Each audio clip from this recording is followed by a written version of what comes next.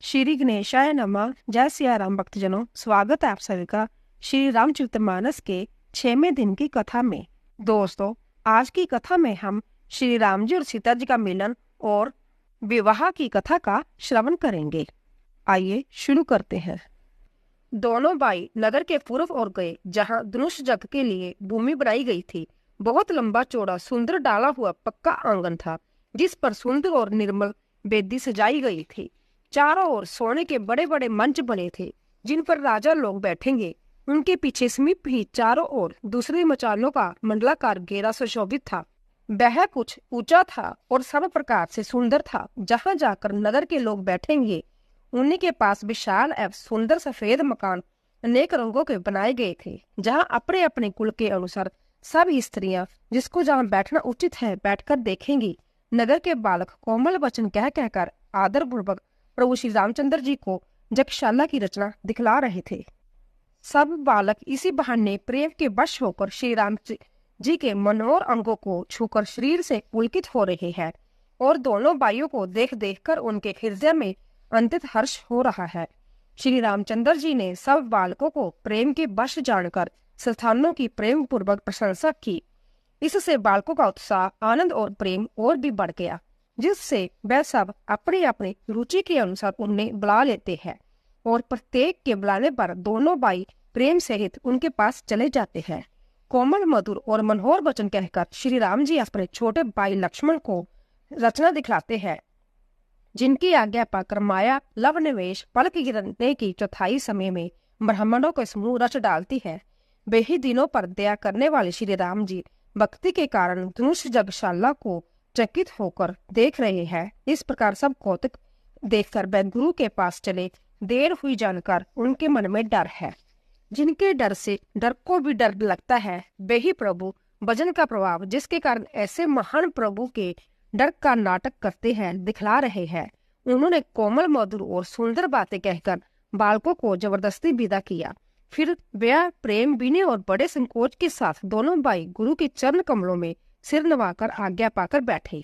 रात्रि का प्रवेश होते ही मुनि ने आज्ञा दी। तब सबने संध्या वदन किया। फिर प्राचीन कथाएं और इतिहास कहते कहते सुंदर रात्रि दोपहर बीत गई। तब श्रेष्ठ मुनि ने जाकर शयन किया। दोनों भाई उनकी चरण दबाने लगे, जिनके चरण कमलों के दर्शन एवं स्पर्श के लिए वैराग्यवान पुरुष भी भांति भांति के जप और योग करते हैं। वह ही दोनों भाई मानो प्रेम से जीते हुए प्रेम पूर्वक गुरु के चरण कमलों को दबा रहे हैं। मुनि ने बार बार आज्ञा दी। तब श्री रघुनाथ जी ने जाकर शयन किया। श्री राम जी के चरणों को हृदय लगाकर दया और प्रेम सहित परम सुख का अनुभव करते हुए लक्ष्मण जी उनको दबा रहे हैं। प्रभु श्री रामचंद्र जी ने बार बार कहा, हे तात, अब सो जाओ। तब वह उन चरण कमलों को हृदय में धरकर लेट रहे। रात बीतने पर मुर्गे का शब्द कानों से सुनकर लक्ष्मण जी उठे।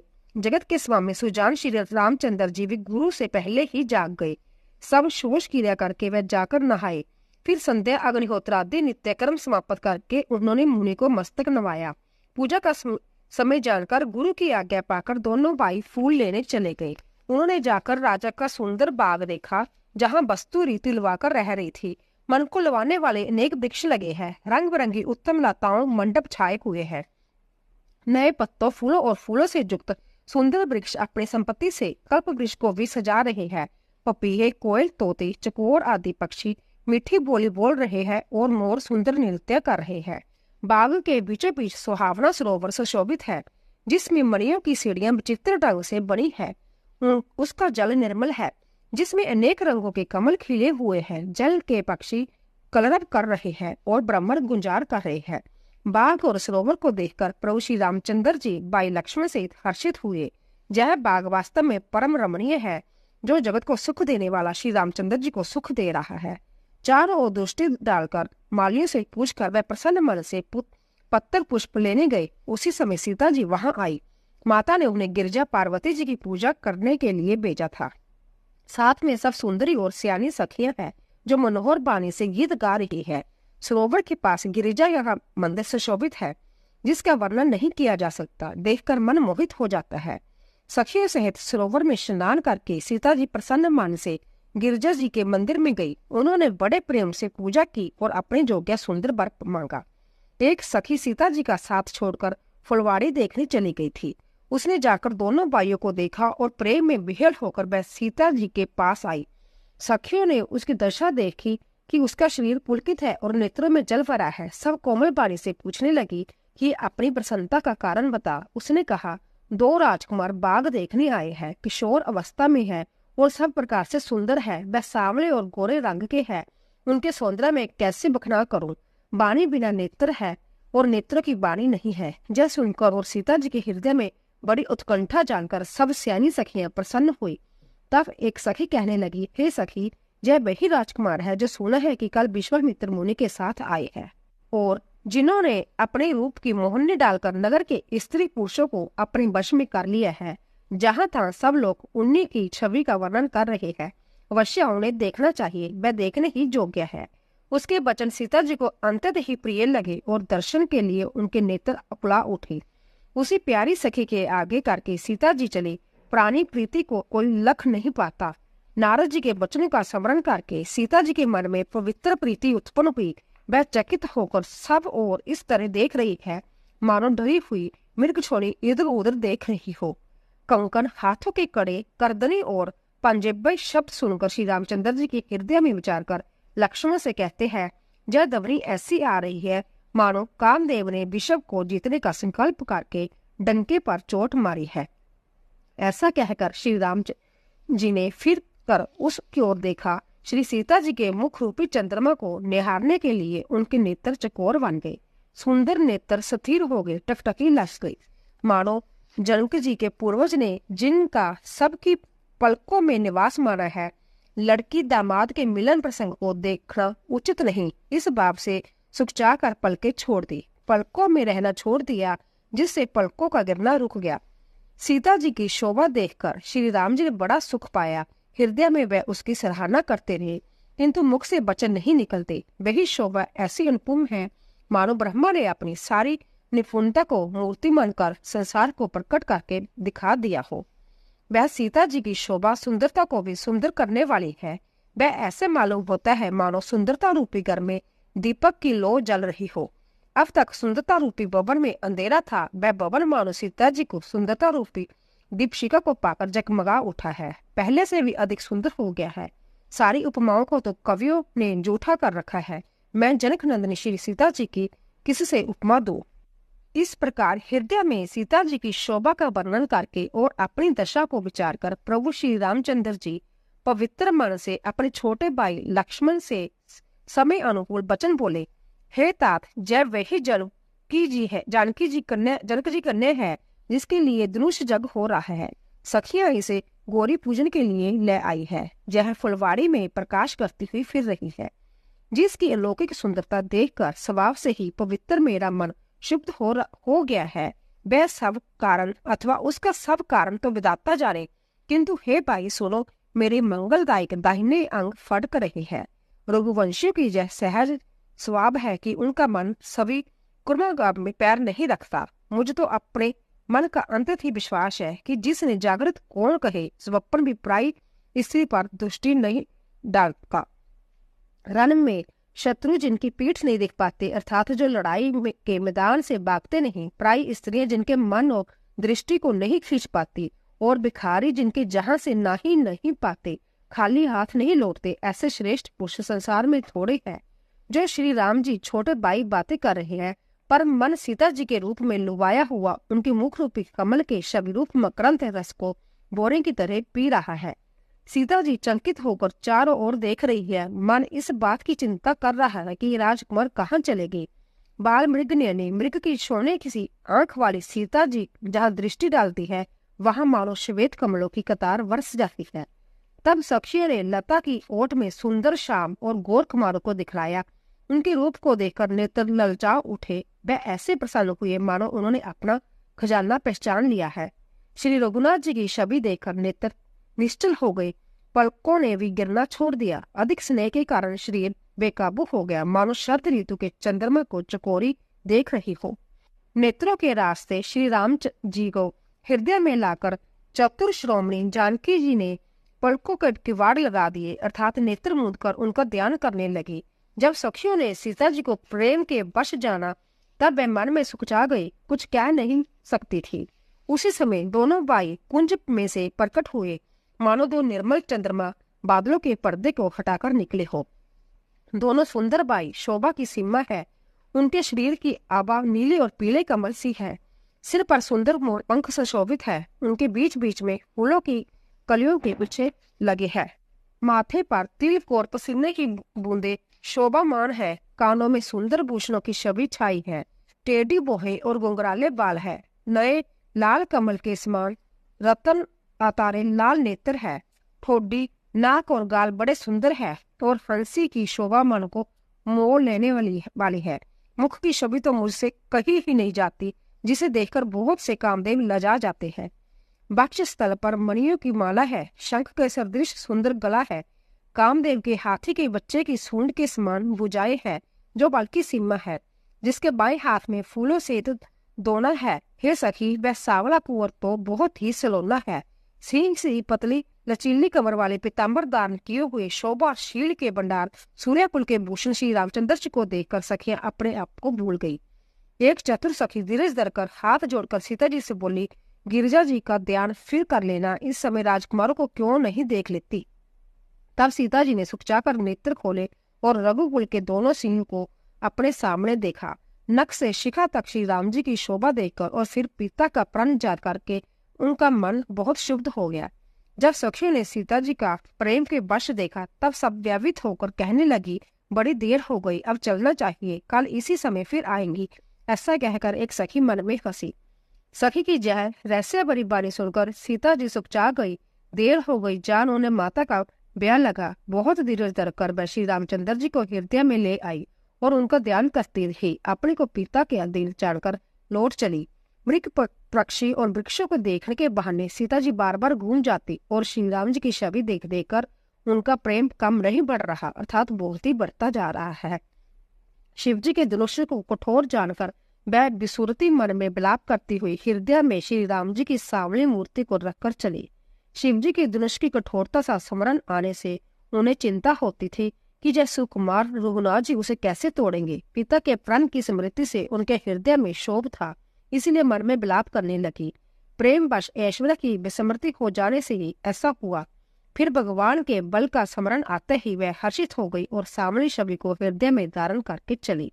प्रभु श्री राम जी ने जब सुख स्नेह शोभा और गुणों की खान श्री जानकी जी को जाते हुए जाना, तब परम प्रेम की कोमल स्याही बनाकर उनके स्वरूप को अपने सुंदर चित्ररूपी भित्ति पर चित्रित कर लिया। सीता जी पुण्य भवानी जी के मंदिर गई और उनके चरणों की वंदना करके हाथ जोड़कर बोली, हे श्रेष्ठ पार्वती के राजा हिमाचल की पुत्री पार्वती, आपकी जय हो, जय हो। हे महादेव जी की मुख रूपी चंद्रमा और टकटकी लगाकर देखने वाले की चकोरी, आपकी जय हो। हे हाथी के मुख वाले गणेश जी और 6 मुख वाले स्वामी कार्तिक जी की माता, हे जगजननी, हे बिजली की सी कांति युक्त शरीर वाली, आपकी जय हो।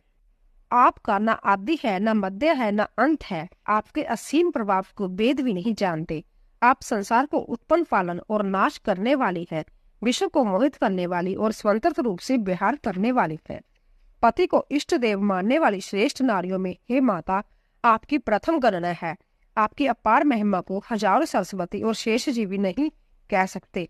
हे भक्तों को मुंह मांगा वर देने वाली, हे त्रिपुर के शत्रु शिव जी की प्रिय पत्नी, आपकी सेवा करने से चारों फल असुलभ हो जाते हैं। हे देवी, आपके चरण कमल की पूजा करके देवता मनुष्य और मुनि सभी सुखी हो जाते हैं। मेरे मनोरथ को आप बलिवांती जानती हैं, क्योंकि आप सदा सबके हृदय रूपी नगरी में निवास करती हैं। इसी कारण मैंने उसको प्रकट नहीं किया। ऐसा कहकर जानकी जी ने उनके चरण पकड़ लिए। गिरिजा जी सीता जी के विनय और प्रेम के वश हो गई। उनको गले की माला खिसक पड़ी और मूर्ति मुस्कुराई। सीता जी ने आदर पूर्वक उस प्रसाद माला को सिर पर धारण किया। गौरी जी का हृदय हर्ष से बढ़ गया और वह बोली, हे सीता, हमारी सच्ची आशीष सुनो, तुम्हारी मनोकामना पूरी होगी। नारद जी का वचन सदा पवित्र और सत्य है। जिसमें तुम्हारा मन अनुरुक्त हो गया है वही वर तुमको मिलेगा। जिसमें तुम्हारा मन अनुरुक्त हो गया है वही स्वभाव से ही सुंदर सांवला वर श्री रामचंद्र जी को तुमको मिलेगा। वह दया का खजाना और स्वर्ग है, तुम्हारे शील और स्नेह की जानता है। इस प्रकार श्री गौरी जी का आशीर्वाद सुनकर जानकी जी समेत सब सखियां हृदय में हर्षित हुई। तुलसीदास जी कहते हैं, भवानी जी को बार बार पूज कर सीता जी प्रसन्न मन से राजमहल को लौट चली। गौरी जी को अनुकूल जानकर सीता जी के हृदय में जो हर्ष हुआ वह कहा नहीं जा सकता। सुंदर मंगलों के मूल उनके बाएं अंग फड़कने लगे। हृदय में सीता जी के सौंदर्य की सराहना करते हुए दोनों बाई गुरु जी के पास गए। श्री रामचंद्र जी ने विश्वामित्र जी से सब कुछ कह दिया, क्योंकि उनका सरल स्वभाव है, छल तो उसे छूता भी नहीं है। फूल पाकर मुनि ने पूजा की, फिर दोनों भाइयों को आशीर्वाद दिया कि तुम्हारे मनोरथ सफल हो। जय सुनकर श्री राम लक्ष्मण सुखी हुए। श्रेष्ठ विज्ञानी मुनि विश्वामित्र जी भोजन करके कुछ प्राचीन कथाएं कहने लगे। इतने में दिन बीत गया और गुरु जी की आज्ञा पाकर दोनों भाई संध्या करने चले। उधर पूर्व दिशा में सुंदर चंद्रमा उदय हुआ। श्री रामचंद्र जी ने उसे सीता जी के मुख के समान देखकर सुख पाया। फिर मन में विचार किया कि यह चंद्रमा सीता जी के मुख के समान नहीं है। खारे समुद्र में तो इसका जन्म, फिर उस समुद्र के उत्पन्न होने का कारण विष इसका बाई दिन में जह शोभाहीन निस्तेज रहता है और कलंक की काल के दाग से युक्त है। बेचारा गरीब चंद्रमा सीता जी के मुख की बराबरी कैसे पा सकता है। फिर जब गढ़ता बढ़ता है और गृहिणी स्त्री को दुख देने वाला है। राहु अपनी संधि में पाकर इसे ग्रस लेता है। चकवे को शोक देने वाला और कमल का बैरी है। हे चंद्रमा, तुझमें बहुत से अवगुण है जो सीता जी में नहीं है। अंत्य जानकी जी के मुख की तुझे उपमा देने में बड़ा अनिश्चित कर्म करने का दोष लगेगा। इस प्रकार चंद्रमा के बहाने सीता जी के मुख की छवि का वर्णन करके बड़ी रात हो गई। जान मैं गुरु जी के पास चले। मुनि के चरण कमलों में प्रणाम करके आज्ञा पाकर उनमें विश्राम किया। रात बीतने पर श्री रघुनाथ जी जागे और बाई को देखकर ऐसा कहने लगे, हे तात देखो, कमल चक्रवाक और समस्त संसार को सुख देने वाला अरुणोदय हुआ है। लक्ष्मण जी दोनों हाथ जोड़कर प्रभु के प्रभाव को सूचित करने वाली कोमल वाणी बोले। अरुणोदय होने से कुमुदनी कुचा गई और तारागुण का प्रकाश फीका पड़ गया। जिस प्रकार आपका आना सुनकर सब राजा बलहीन हो गए। सब राजा रूपी तारे उजाला करते हैं, पर वह धनुष रूपी महान अंधकार को हटा नहीं सकते। रात्रि का अंत होने से जैसे कमल, चकवे, भोरे और नाना प्रकार के पक्षी हर्षित हो रहे हैं, वैसे ही है प्रभु आपके सब भक्त धनुष टूटने पर भी सुखी होंगे। सूर्य उदय हुआ है, बिना ही परिश्रम अंधकार नष्ट हो गया है। तारे छिप गए, संसार में तेज का प्रकाश हो गया। हे रघुनाथ जी, सूर्य ने अपने उदय के बहाने सब राजाओं के प्रभु का प्रताप दिखलाया। आपकी भुजाओं की बल की महिमा को उद्घाटित करने खोलकर दिखाने के लिए ही धनुष तोड़ने की जय पद्धति प्रकट हुई है। बाई के वचन सुनकर प्रभु मुस्कुराए। फिर स्वभाव से ही पवित्र श्री राम जी ने शोष से निवृत्त होकर स्नान किया और नित्य कर्म करके वह गुरु जी के पास आए। आकर उन्होंने गुरु जी के सुंदर चरण कमलों में सिर नवाया। तब जानकी जी के शांतानंद जी को बुलाया और उन्होंने तुरंत ही विश्वामित्र को मुनि के पास भेजा। उन्होंने आकर जनक जी की विनती सुनाई। विश्वामित्र जी ने हर्षित होकर दोनों भाइयों को बुलाया। शांतानंद जी के चरणों की वंदना करके प्रभु श्री रामचंद्र जी गुरु के पास जा बैठे। तब मुनियों ने कहा, हे तात चलो, जनक जी बुलावा भेजा है, चलकर सीता जी के स्वयंवर को देखना चाहिए। देखे ईश्वर किसको बढ़ाई देते हैं।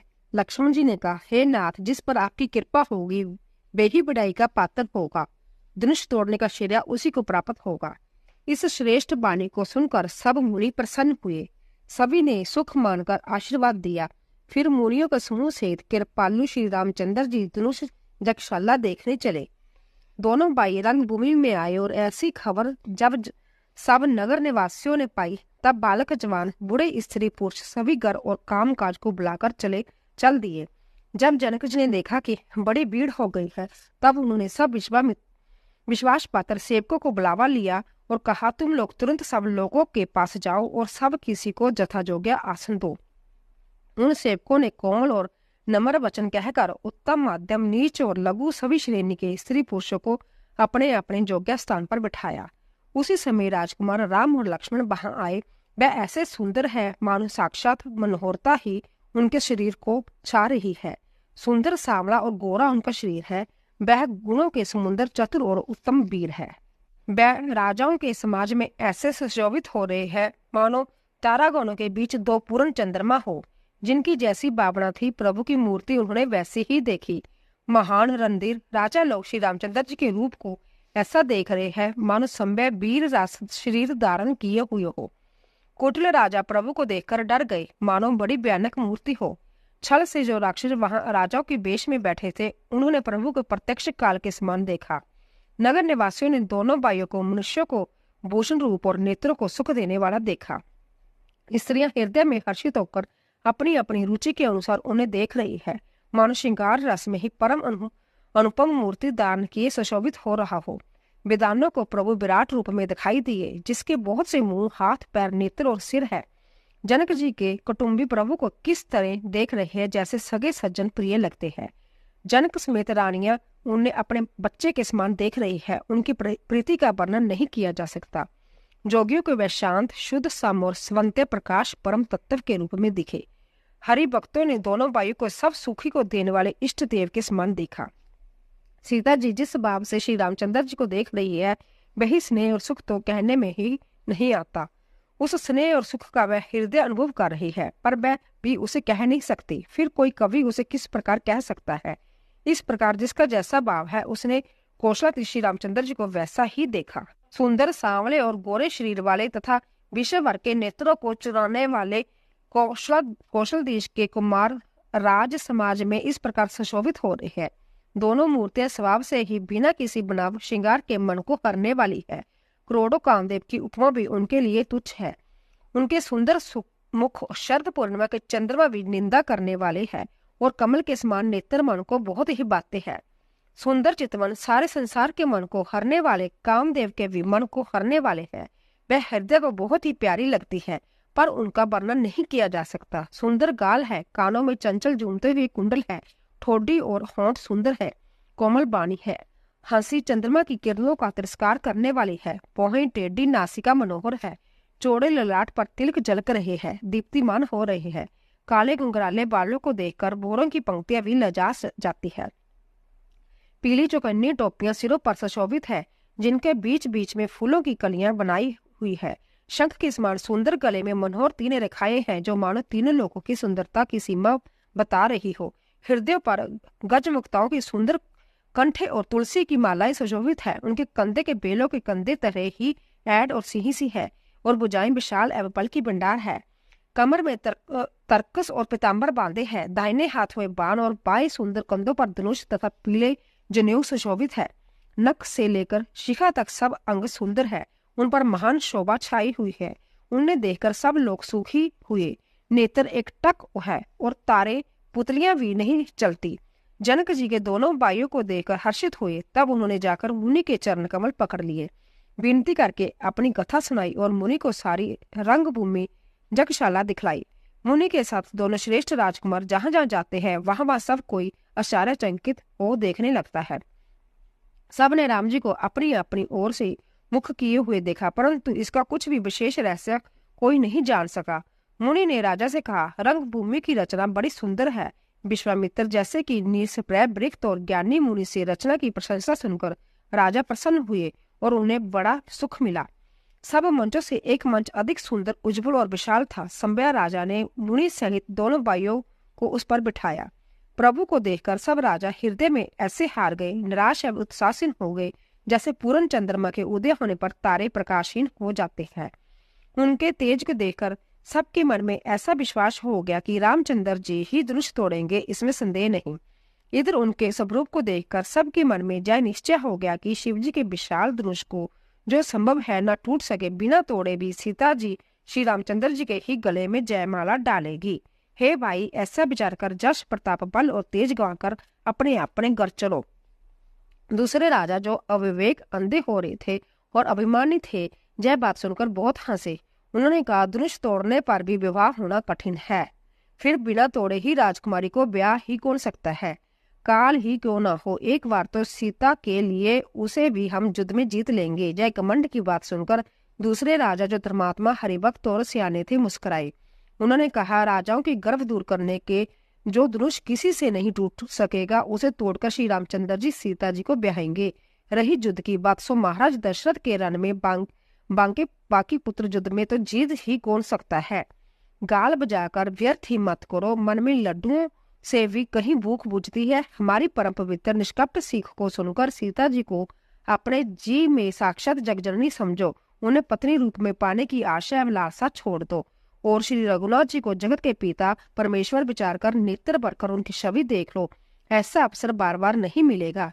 सुंदर सुख देने वाला और समस्त गुणों की राशि यह दोनों भाई शिव जी के हृदय में बसने वाले है।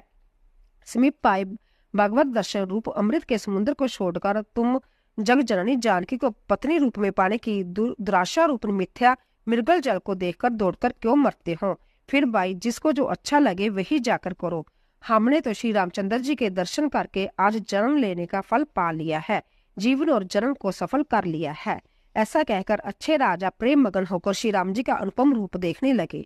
मनुष्य की तो बात ही क्या है, देवता लोग भी आकाश से विमानों पर चढ़े हुए दर्शन कर रहे हैं और सुंदर गान करते हुए फूल बरसा रहे हैं।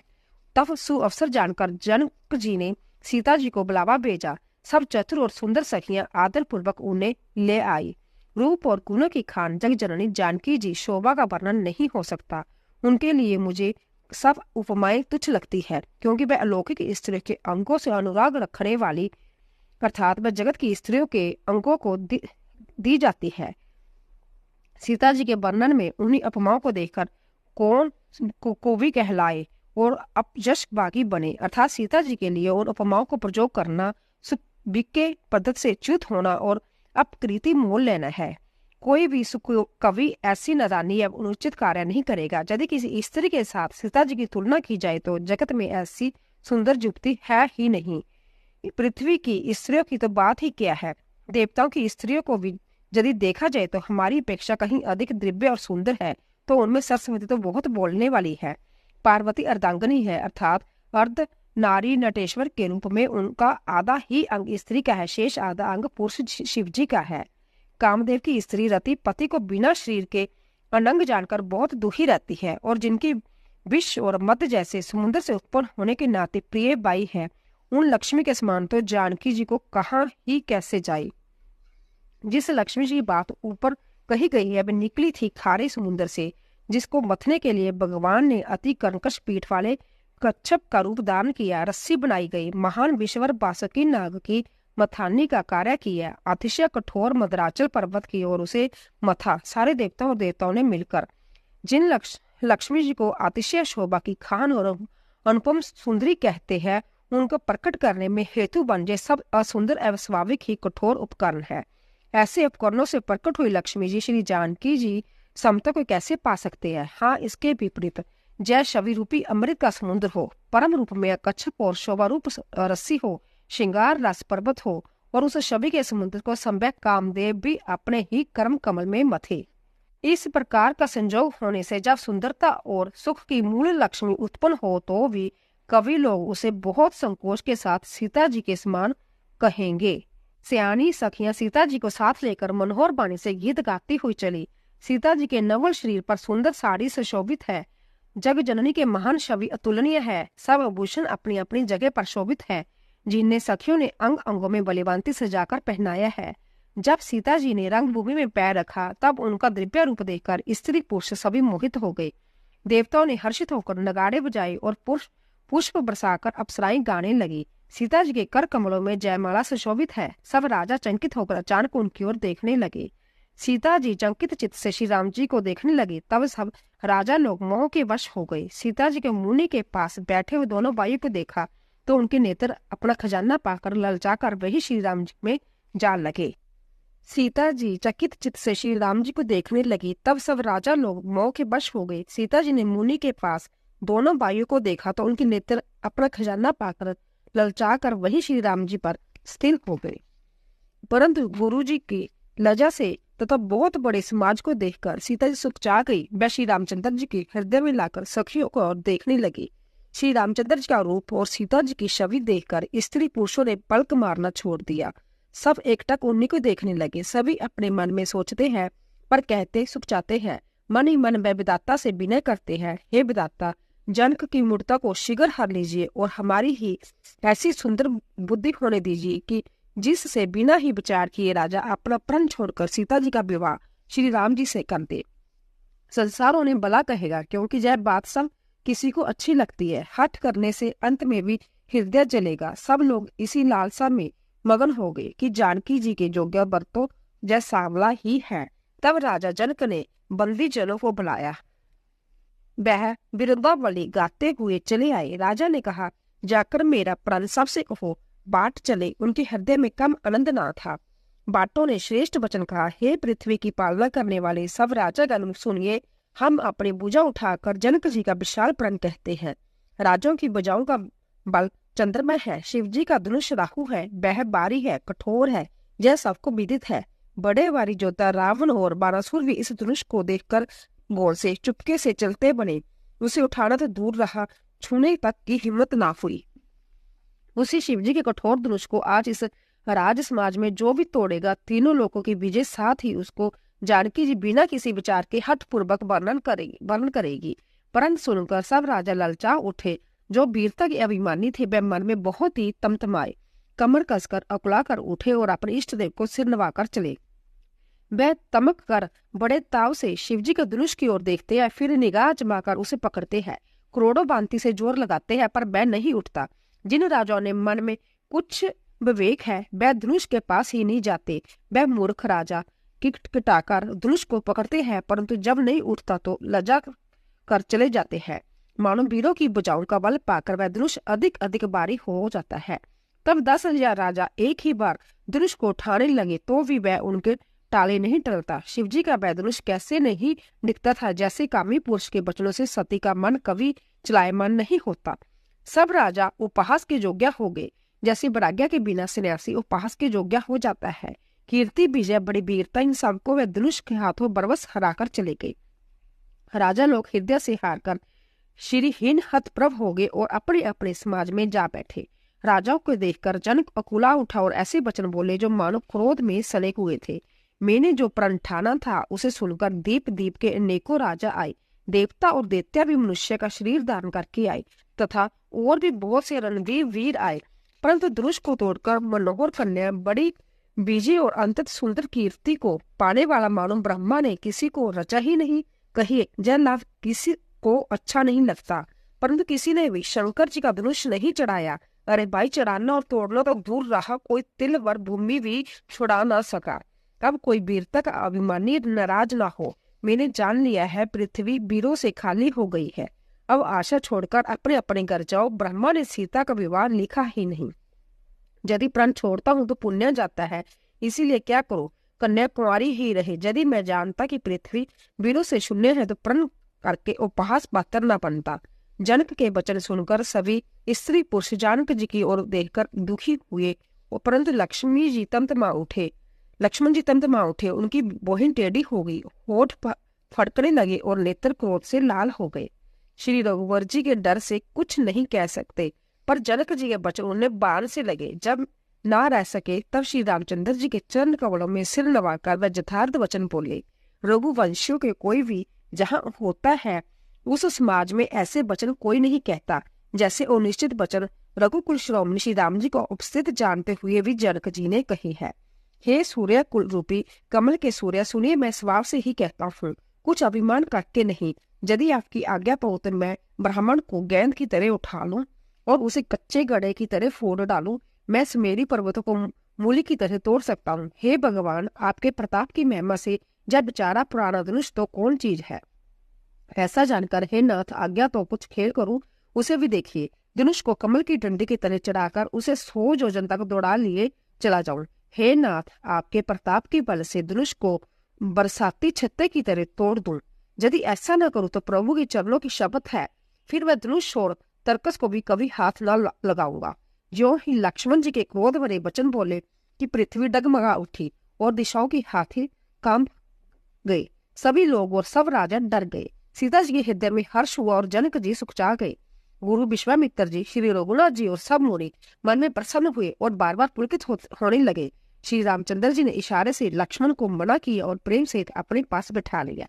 विश्वामित्र जी शुभ समय जानकर अत्यंत प्रेम भरी वाणी से बोले, हे राम, उठो, शिव जी का धनुष तोड़ो और हे तात जनक का संताप मिटाओ। गुरु के वचन सुनकर श्री राम जी के चरणों में सिर नवाया। उनके मन में न हर्ष हुआ, न विषाद, और न ही अपनी खड़े होने की शान से जवान सिंह को भी लजाते हुए सहज स्वभाव से ही उठ खड़े हुए। मंच रूपी उत्तरांचल, रघुनाथ जी रूपी बाल सूर्य के उदय होते ही सब संत रूपी कमल खिल उठे और नित्य रूपी बोरे हर्षित हो गए। राजाओं के आशा रूपी रात्रि नष्ट हो गई। उनके वचन रूपी तारों के समूह का चमकना बंद हो गया, अर्थात ब्रह्मोण हो गए। अभिमानी राजा रूपी कुमुद संकुचित हो गए और कपटी राजा रूपी उल्लू छिप गए। मुनि और देवता रूपी चकवे शोकरहित हो गए। वह फूल बरसाकर अपनी सेवा प्रकट कर रहे हैं। प्रेम सहित गुरु के चरणों की वंदना करके श्री रामचंद्र जी ने मुनियों से आज्ञा मांगी। समस्त जगत के स्वामी श्री राम जी सुंदर मत वाले श्रेष्ठ हाथी की सी चाल से स्वाभाविक ही चले। श्री रामचंद्र जी के चलते ही नगर भर के सब स्त्री पुरुष सुखी हो गए और उनके शरीर रोमांच से भर गए। उन्होंने पितर और देवताओं की वंदना करके अपने पुण्य का स्मरण किया। यदि हमारे पुण्य का कुछ भी प्रभाव हो तो हे गणेश गोसाई रामचंद्र जी शिव जी के धनुष को कमल के डंडे के भांति तोड़ डाले। श्री रामचंद्र जी की प्रेम के साथ देखकर और सखियों को समीप बुलाकर सीता जी के माता स्नेहवश विलख कर यह वचन बोली, हे सखी, जय जो हमारे हितु कहलाते हैं वह सभी सब तमाशा देखने वाले हैं। कोई भी गुरु विश्वामित्र जी को समझाकर नहीं कहता कि ये राम जी बालक है। इनके लिए ऐसा हट अच्छा नहीं। जो धनुष रावण और बाण जैसे जगदेजी वीरों को हिलाए न हिल सका, उसे तोड़ने के लिए मुनि विश्वामित्र जी का राम जी को आज्ञा देना और राम जी का उसे तोड़ के लिए चल देना रानी का हट जान पड़ा। इसीलिए वह कहने लगे कि गुरु विश्वामित्र जी को कोई समझाता भी नहीं। रावण और बाणासुर ने जिस धनुष को छुआ तक नहीं और सब राजा घमंड करके हार गए, वही धनुष इस सुकुमार राजकुमार के हाथ में दे रहे हैं। हंस के बच्चे भी कहीं मंदराचल पहाड़ उठा सकते हैं और जो कोई समझा कर कहे या नहीं, राजा तो बड़े समझदार और ज्ञानी है, उन्हें तो गुरु को समझाने की चेष्टा करनी चाहिए थी। परंतु मालूम होता है राजा का भी सारा सियारापन समाप्त हो गया है। हे सखी, विधाता की गति कुछ जानने में नहीं आती। जो कहकर रानी चुप हो रही, तब एक चतुर सखी कोमल वाणी से बोली, हे रानी, तेजवान को देखने में छोटा होने पर भी छोटा नहीं गिनना चाहिए। कहाँ से गड़े से उत्पन्न होने वाले छोटे से मुनि गत्स्य और कहाँ अपार समुद्र, किंतु उन्होंने उसे सोख लिया जिसका शीर्ष सारे संसार में छाया हुआ है। सूर्यमंडल देखने में छोटा लगता है, पर उसके उदय होते ही तीनों लोगों का अंधकार भाग जाता है। जिसके वश में ब्रह्मा, विष्णु, शिव और सभी देवता है, वह मंत्र अंत्यत छोटा होता है। महान मत वाले गजराज को छोटा सा अंकुश वंश में कर लेता है। कामदेव के फूलों का ही धनुष बाण लेकर समस्त लोगों को अपने वश में कर रखा है। हे देवी, ऐसा जानकर संदेह त्याग दीजिए। हे रानी, सुनिए, रामचंद्र जी धनुष को अवश्य ही तोड़ेंगे। सखी के वचन सुनकर रानी को विश्वास हो गया। उनकी उदासी मिट गई और श्री राम जी के प्रति उनका प्रेम अंतत बढ़ गया। उस समय श्री रामचंद्र जी को देखकर सीता जी व्यवित हृदय से जिस देवता से विनती कर रही है, वह व्याकुल होकर मन ही मन मना रही है, हे महेश भवानी, मुझ पर प्रसन्न होइए। मैंने आपकी जो सेवा की है उसे सफल कीजिए और मुझ पर स्नेह करके धनुष के बारीपन को हर लीजिए। हे गुणों के नायक, वर देने वाले देवता गणेश जी, मैंने आज ही के लिए तुम्हारी सेवा की थी। बार बार मेरी बेनती सुनकर धनुष का बारीपन बहुत ही कम कर दीजिए। श्री रघुनाथ जी को देख देख कर सीता जी धीरज धर कर देवताओं को मना रही है। उनके नेत्रों में प्रेम के आंसू भरे हैं और शरीर में रोमांच हो रहा है। अच्छी तरह नेत्र भरकर श्री राम जी की शोभा देखकर फिर पिता के प्रण का स्मरण करके सीता जी का मन शुद्ध हो उठा। पिताजी ने बड़ा ही कठिन हट ठाना है। वह लाभ व हानि कुछ भी नहीं समझ रहे हैं। मंत्री डर रहे हैं, इसलिए कोई उन्हें सीख भी नहीं देता। पंडितों को सभा में जब बड़ा अनिश्चित हो रहा है, कहाँ तो जे बज्जर से भी बढ़कर कठोर धनुष और कहाँ जे कोमल शरीर किशोर श्याम सुंदर। हे विधाता, मैं हृदय में किस तरह धीरज धरूं? सिर से तय फूलों के कण से कहीं हीरा छेदा जाता है। सारी सभा की बुद्धि बोली बावली हो गई है। अंत्य हे शिव जी के धनुष, अब तो मुझे तुम्हारा ही आसरा है। तुम अपनी जड़ता लोगों पर डालकर श्री रघुनाथ जी को देखकर हल्के हो जाओ। इस प्रकार सीता जी के मन में बड़ा ही संताप हो रहा है। निमेष का एक लफ्ज भी 100 युगों के समान बीत रहा है। प्रभु श्री रामचंद्र जी को देखकर फिर पृथ्वी की ओर देखती हुई सीता जी के चंचल नेत्र इस प्रकार शोभित हो रहे हैं, मानो चंद्रमंडल रूपी डोल में कामदेव की 2 मछलियां खेल रही हो। सीता जी के बाणी रूपी ब्रह्मरी को उनके मुख रूपी कमल ने रोक रखा है। लाज रूपी रात्रि को देखकर वह प्रकट नहीं हो रही है। नेत्रों का जल नेत्रों के कोने में ही रह जाता है, जैसे बड़े बारी कंजूस का सोना कोने में ही गड़ा रह जाता है। अपनी बड़ी हुई व्याकुलता जानकर सीता जी सकुचा गई और धीरज धरकर हृदय में विश्वास ले आई कि यदि तन मन और वचन से मेरा प्रण सच्चा है और श्री रघुनाथ जी के चरण कमलों में मेरा चित्त वास्तव में अनुरुक्त है, तो सबके हृदय में निवास करने वाले भगवान मुझे रघुश्रेष्ठ श्री रामचंद्र जी की दासी अवश्य बनाएंगे। जिसका जिस पर सच्चा स्नेह होता है वह उसे मिलता है, इसमें कुछ भी संदेह नहीं है। प्रभु की ओर देखकर सीता जी ने शरीर के द्वारा प्रेम ठान लिया, अर्थात यह निश्चय कर लिया कि यह शरीर इन्हीं का होकर रहेगा, यह रहेगा ही नहीं। कृपा निदान श्री राम जी सब जान गए। उन्होंने सीता जी को देखकर धनुष की ओर कैसे ताका, जैसे गरुड़ जी छोटे से सांप को और देखते हैं। इधर जब लक्ष्मण जी ने देखा कि रघुकुल मणि श्री रामचंद्र जी ने शिव जी के धनुष को और ताका है, तो वह शरीर से पुलकित हो ब्राह्मण चरणों से दबाकर निम्नलिखित वचन बोले, हे दिग्गजो, हे कच्छप, हे शेष, हे बरा, धीरज धरकर पृथ्वी को थामे रहो, जिसमें जा हिलने न पावे। श्री रामचंद्र जी शिव जी के धनुष को तोड़ना चाहते हैं, मेरी आज्ञा सुनकर सब सावधान हो जाओ। श्री रामचंद्र जी जब धनुष समीप पाए तब सब स्त्री पुरुषों ने देवताओं को और पुण्य को मनाया।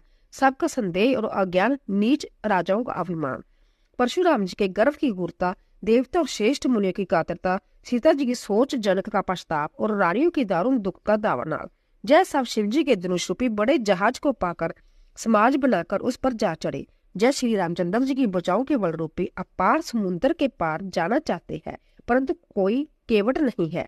श्री राम जी सब लोगों को और देखा और उन्हें चित्र में लिखे हुए से देखकर फिर कृपाधाम श्री राम जी ने सीता जी की ओर देखा और उन्हें विशेष व्याकुल जाना। उन्होंने जानकी जी को बहुत ही विकल देखा। उनका एक एक क्षण कल्प के समान बीत रहा था। यदि प्यासा आदमी पानी के बिना शरीर छोड़ दे तो उसके मर जाने पर अमृत का तालाब भी क्या करेगा। सारी खेती के सूख जाने पर वर्षा किस काम की। समय बीत जाने पर फिर पछताने से क्या लाभ। जी में ऐसा समझकर श्री राम जी ने जानकी जी की ओर देखा और उनका विशेष प्रेम लगकर वह पुलकित हो गए। माने मन उन्होंने गुरु को प्रणाम किया और बड़ी फुर्ती से धनुष को उठा लिया। जब उसने हाथ में लिया तब वह धनुष बिजली की तरह चमका और फिर आकाश में मंडल जैसा हो गया। लेते चढ़ाते और जोर से खींचते हुए किसी ने नहीं देखा, अर्थात यह तीनों काम इतनी फुर्ती से हुए कि धनुष को कब उठाया, कब चढ़ाया और कब खींचा, इसका किसी को पता नहीं लगा। सबने श्री राम की ओर खड़े देखा। उसी क्षण श्री राम जी ने धनुष को बीच से तोड़ डाला। भयंकर कठोर दवनी से सब लोग भर गए।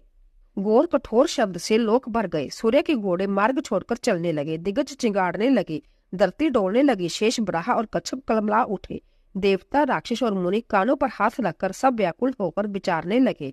तुलसीदास जी कहते हैं, जब सबको निश्चय हो गया कि श्री राम जी ने धनुष को तोड़ डाला, तब सब श्री रामचंद्र जी की जय जय बोलने लगे।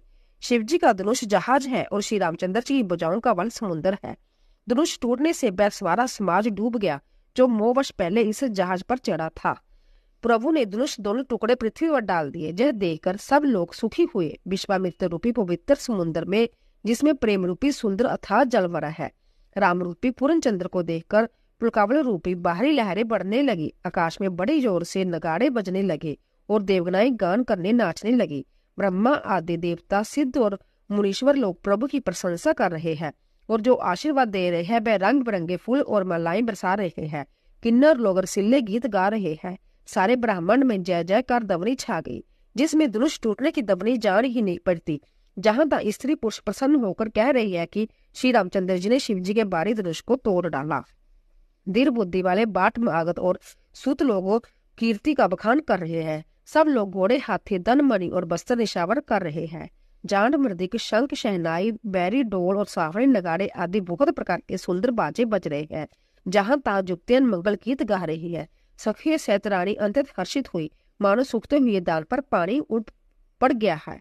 जनक जी की सोच त्याग कर सुख प्राप्त किया, मानो तैरते तैरते थके हुए पुरुष ने था पा ली हो। धनुष टूट जाने पर राजा लोग ऐसे श्रीहीन हो गए जैसे दिन में दीपक की शोभा जाती रही।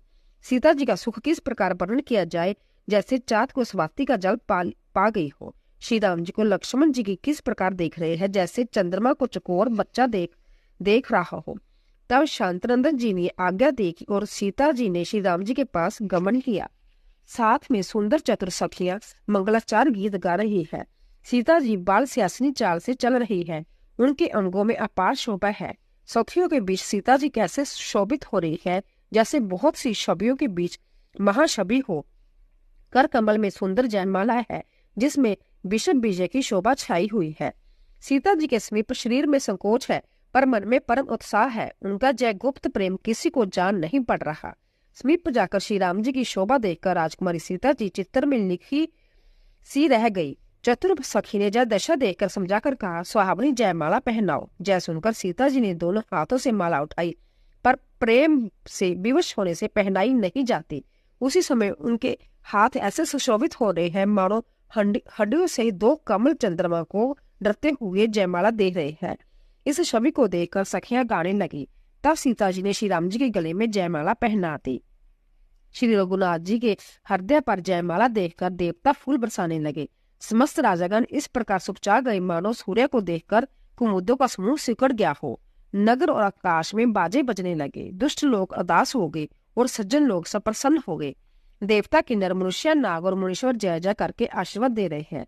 देवताओं की स्त्रियां नाचती गाती है। बार बार हाथों से पुष्पों की अंजलियां छूट रही है।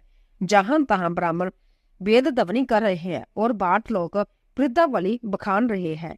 पृथ्वी, पाताल और स्वर्ग तीनों लोकों में जश फैल गया कि श्री रामचंद्र जी ने धनुष तोड़ दिया और सीता जी को वर्ण कर लिया।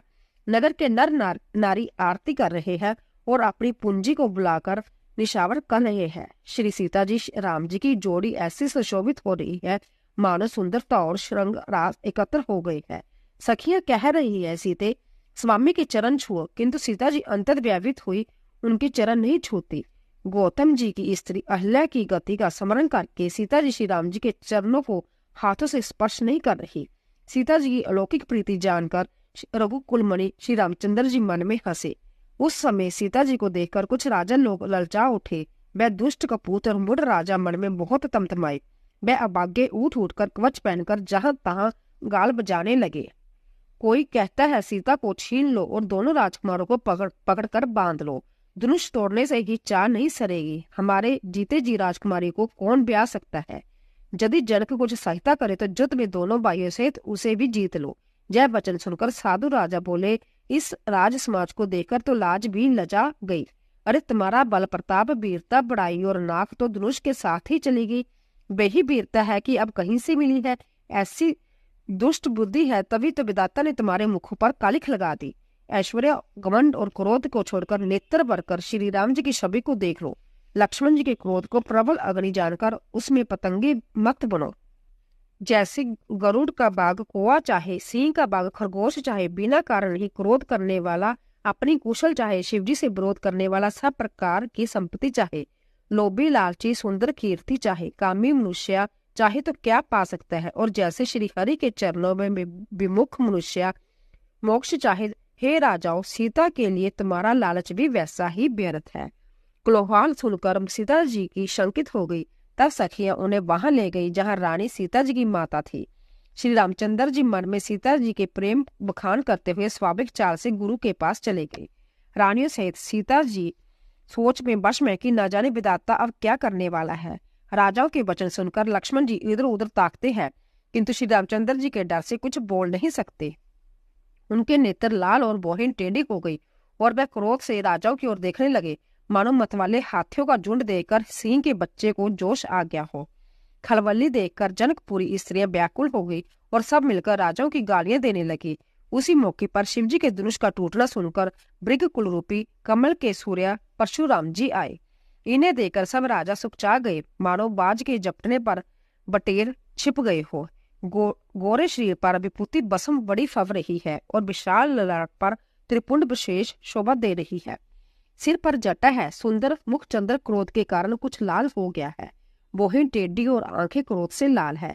सहज ही देखते हैं तो भी ऐसा जान पड़ता है मानो क्रोध कर रहे हैं। बैल के समान ऊंची और पुष्ट कंधे है। छाती और भुजाएं विशाल है। सुंदर जगोपवित धारण किए, माला पहनने और मृग चरम लिए है। कमर में मुनियों के बस्तर और 2 तरकस बांधे हैं। हाथ में धनुष बाण और सुंदर कंधे पर फरसा दान किए हुए है। शांत वेश है परंतु करनी बहुत कठोर है। स्वरूप का वर्णन नहीं किया जा सकता। मानो वीर रस ही मुनि का शरीर दान करके जहां सब राजा लोग हैं वहां आ गया हो। परशुराम जी का भयानक वेश देखकर सब राजा डर से व्याकुल हो उठ खड़े हुए और पिता सहित अपना नाम कह कहकर सब दंडवत प्रणाम करने लगे। परशुराम जी हित समझकर भी सहज ही जिसकी ओर देख लेते हैं वह समझता है मानो मेरी आजू पूरी हो गई। फिर जनक जी ने आकर सिर नवाए और सीता जी को बुलाकर प्रणाम कराया। परशुराम जी ने सीता जी को आशीर्वाद दिया। सखियां हर्षित हुई और वहां अब अधिक देर ठहरना ठीक न समझकर वह सियानी सखियां उनको अपनी मंडली में ले गई। फिर विश्वामित्र जी आकर मिले और उन्होंने दोनों भाइयों को उनकी चरण कमलों पर गिराया। विश्वामित्र जी ने कहा, जय राम और लक्ष्मण राजा दशरथ के पुत्र है। उनकी सुंदर जोड़ी देखकर परशुराम जी ने आशीर्वाद दिया। कामदेव बीवी मद को छुड़ाने वाले श्री रामचंद्र जी के अपार रूप को देखकर उनके नेत्र थकित हो गए। फिर सब देखकर जानते हुए भी अनजान की तरह जनक जी से पूछते कि कहो, जब बड़ी भारी भीड़ कैसी है? उनके शरीर में क्रोध छा गया, जिस कारण सब राजा आए थे। राजा जनक ने वह सब समाचार कह सुनाए। जनक के वचन सुनकर परशुराम जी ने फिर दूसरी ओर देखा तो धनुष के टुकड़े पृथ्वी पर पड़े हुए दिखाई दिए। अंतत क्रोध में बढ़कर वह कठोर वचन से बोले, रे मूर्ख जनक, बता धनुष किसने तोड़ा? उसे शीघ्र दिखा, नहीं तो अरे मूर्ख, आज मैं जहां तक तेरा राज्य है वहां तक की पृथ्वी उल्ट दूंगा। राजा को अंतत डर गया, जिसके कारण वह उत्तर नहीं दे देते। जय देकर कुटिल राजा मन में बड़े प्रसन्न हुए। देवता, मुनि, नाग और नगर के स्त्री पुरुष सभी सोच करने लगे। सबके हृदय में बड़ा डर था। सीता जी की माता मन में पछता रही है कि हाय, विधाता ने अब बनी बनाई बात बिगाड़ दी। परशुराम जी का स्वभाव सुनकर सीता जी को आधा क्षण भी कल्प के समान बीतने लगा। तब श्री रामचंद्र जी सब लोगों को भयभीत देखकर और सीता जी को डरी हुई जानकर बोले, उनके हृदय में न कुछ हर्ष था न विषाद। हे नाथ, शिव जी के धनुष को तोड़ने वाला आपका कोई एक दास ही होगा। क्या आज्ञा है, मुझसे क्यों नहीं कहते? जय सुनकर क्रोधी मुनि रिसाकर बोले, सेवक वह है जो सेवा का काम करे, शत्रु का काम करके तो लड़ाई ही करनी चाहिए। हे राम सुनो, जिसने शिव जी के धनुष को तोड़ा है वह सहस्र बाहु के समान मेरा शत्रु है। वह इस समाज को छोड़कर अलग हो जाए, नहीं तो सभी राजा मारे जाएंगे। मुनि के वचन सुनकर लक्ष्मण जी मुस्कुराए और परशुराम जी का अपमान करते हुए बोले, हे गोसाई, लड़कपन में हमने बहुत सी धनुहियां तोड़ डाली, किंतु आपने ऐसा क्रोध कभी नहीं किया। इसी धनुष पर इतनी ममता किस कारण से है? जय सुनकर वृषवंश के ध्वजा स्वरूप परशुराम कुपित होकर कहने लगे, अरे राजपुत्र, काल के वश होने से तुझे बोलने में कुछ भी होश नहीं। सारे संसार में बिखायत शिव जी का जय धनुष क्या धनुहीन के समान है? लक्ष्मण जी ने हंसकर कहा, हे देव सुनिए, हमारे जान में तो सभी धनुष एक से ही है। पुराने धनुष के तोड़ने में क्या हानि लाभ? श्री रामचंद्र जी तो इसके नवीन के धोखे से देखा था, फिर जय तो छूते ही टूट गया। इसमें रघुनाथ जी का भी कोई दोष नहीं। मुनि, आप बिना ही कारण किस लिए क्रोध करते हैं? परशुराम जी अपने फरसे की ओर देखकर बोले, अरे दुष्ट, तूने मेरा स्वभाव नहीं सुना? मैं तुझे बालक जानकर नहीं मारता। अरे मूर्ख, क्या तू मुझे नीरा मुनि ही जानता है? मैं बाल ब्रह्मचारी और अंतत क्रोधी हूँ। क्षत्रिय कुल का शत्रु तो विश्व भर में बिखायत हूँ। अपनी भुजाओं के बल से मैंने पृथ्वी को राजा से रहित कर दिया और बहुत बार उसे ब्राह्मणों को दे डाला। हे राजकुमार, सहस्र भोग के भुजाओं को काटने वाले मेरे इस फर्ज से को देख। अरे राजा के बालक, तू अपने माता पिता को सोच के बश न कर। मेरा फरसा बड़ा भयानक है, यह गर्वों के बच्चों का विनाश करने वाला है। लक्ष्मण जी हंसकर कोमल बाणी से बोले, ओ मुनीश्वर, तो अपने को बड़ा भारी योद्धा समझते हो। बार बार मुझे कुल्हाड़ी दिखाते हो, फूंक से बाहर उड़ाना चाहते हो। जहां कोई कुल्हाड़ी के बतिया छोटा कच्चा फल नहीं है, जो तर्जनी उंगली को देखते ही मर जाती है। कुठार और धनुष बाण देखकर ही मैंने कुछ अभिमान सहित कहा था। भृंग वशु समझकर और जगह पवित्र देखकर तो जो कुछ आप कहते हैं उसे मैं क्रोध को रोककर सह लेता हूँ। देवता, ब्राह्मण, भगवान के भक्त और गुण, इन पर हमारे कुल में वीरता नहीं दिखाई जाती, क्योंकि इनमें मारने से पाप लगता है और इनसे हार जाने पर अपकृति होती है। इसीलिए आप मारे तो भी आपके पैर ही पड़ना चाहिए। आपका एक एक वचन ही करोड़ों वज्रों के समान है। धनुषवान और कठार तो आप व्यर्थ ही दान करते हैं। इन्हीं धनुषवान और कठोरता को देखकर मैंने कुछ अनिश्चित कहा तो उसे ही धीर महामुनि क्षमा कीजिए।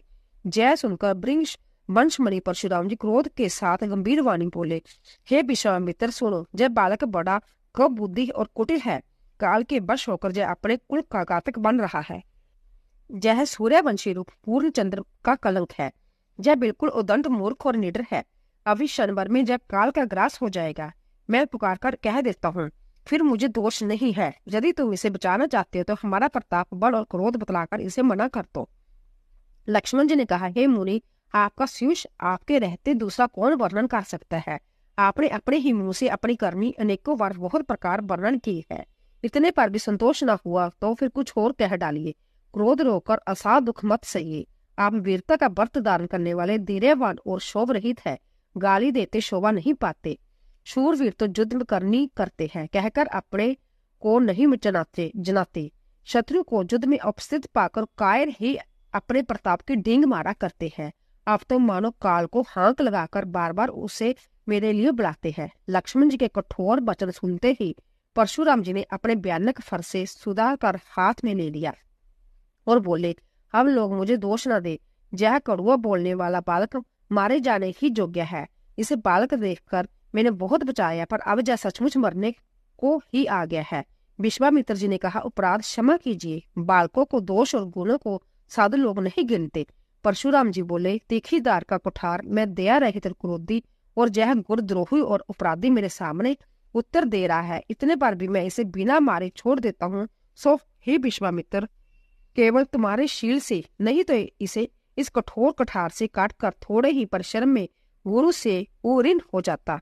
विश्वामित्र जी हृदय में हंसकर कहा, मुनि को हरा ही हरा सूझ रहा है, अर्थात सर्वत्र विजयी होने का कारण जय श्री राम लक्ष्मण को भी साधारण क्षत्रिय ही समझ रहे हैं, किंतु जय केवल फौलाद बनी हुई खाड़ है, ऊख की खाड़ नहीं है जो मुंह में लेते ही गल जाए। खेद है, मुनि अब भी बेसमझ बने हुए हैं, इनके प्रभाव को नहीं समझ रहे हैं। लक्ष्मण जी ने कहा, हे मुनि, आपके शील को कौन नहीं जानता, वह संसार भर में प्रसिद्ध है। आप माता पिता से तो अच्छी तरह वो ऋण हो ही गए, अब गुरु का ऋण रहा जिसका जी में बड़ा सोच लगा है।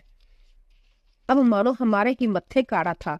बहुत दिन बीत गए, इससे ब्याज भी बहुत बढ़ गया होगा। अब किसी हिसाब करने वालों को बुला लाइए तो मैं तुरंत थैली खोलकर दे दूं। लक्ष्मण जी के कड़वे वचन सुनकर परशुराम जी कुठार संभाला। सारी सभा हाय हाय करके उपकार उठी। लक्ष्मण जी ने कहा, हे वृक्षश्रेष्ठ, आप मुझे फरसा दिखा रहे हैं, पर हे राजाओं के शत्रु, मैं ब्राह्मण समझकर बचा रहा हूँ। आपको कभी रणधीर बलवान वीर नहीं मिले। हे ब्राह्मण देवता, आप घर में ही खड़े बड़े हैं। जय सुनकर अनिश्चित है कहकर सब लोग पुकार उठे। तब श्री रघुनाथ जी ने इशारे से लक्ष्मण जी को रोक दिया।